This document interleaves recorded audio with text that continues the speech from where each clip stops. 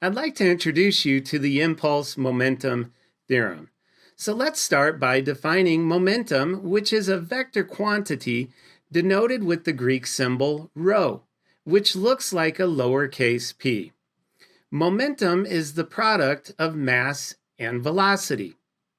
If you would please get out your College Board equation sheet, I'd like to take a closer look at the equation for momentum highlighted on your screen. If we now consider the base SI units for both mass and velocity, it's no surprise that the units for momentum would be kilograms multiplied by meters per second, which can also be expressed as a Newton multiplied by seconds. So the direction of the momentum vector points in the same direction as the velocity vector. If we now consider Newton's second law, we can actually express momentum in terms of Newton's second law. So the net force is equal to the product if we now consider the fact that acceleration is a change in velocity over change in time, and we expand that out to be velocity final minus velocity initial over time, we can then substitute that quantity into the equation for Newton's second law. Once we do that, we get the following equation. Next, we can distribute mass in the numerator, and it becomes more apparent that a net force is equal to a change in momentum over change in time. We see a change in momentum being the final momentum minus the initial momentum. The impulse, on the other hand, is equal to the product of the force multiplied by time. So let's take the expression we just derived for force in terms of momentum and time, and let's multiply both sides of this by time. We then get the following relationship, which is equal to the impulse.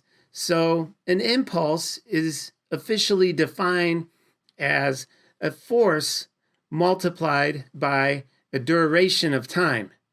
And that, by definition, is equal to a change in momentum. So this is our go-to equation for this unit, which is setting all of these equal. Let's consider the following scenario in which a tennis ball strikes a wall, rebounds, and goes back in the opposite direction. The tennis ball strikes the wall with positive 5 meters per second, or 5 meters per second to the right.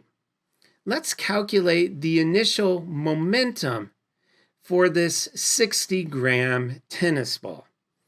So let's take our equation for momentum, which is the product of mass and velocity, and let's plug in our values for both mass and velocity and solve for momentum initially to be 0.3 Newton seconds to the right.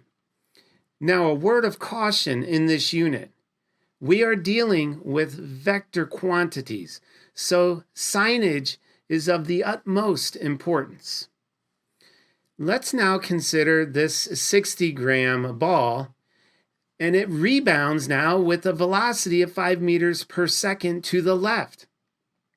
Let's calculate the impulse, recalling that an impulse is a change in momentum, or the initial momentum subtracted from the final momentum. So if we consider this tennis ball, it has all of its initial momentum to the right. It strikes the wall, losing all of that rightward momentum. It then regains its momentum, but in the opposite direction.